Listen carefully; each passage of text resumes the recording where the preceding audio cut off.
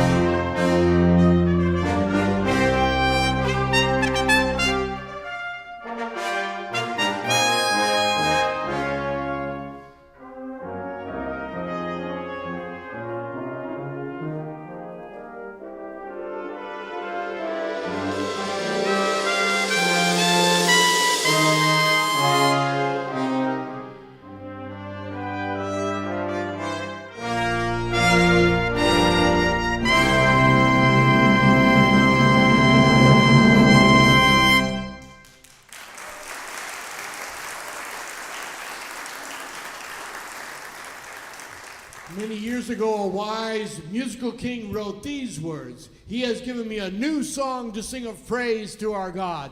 Many will see the glorious things he had done for me and stand in awe before the Lord and put their trust in him."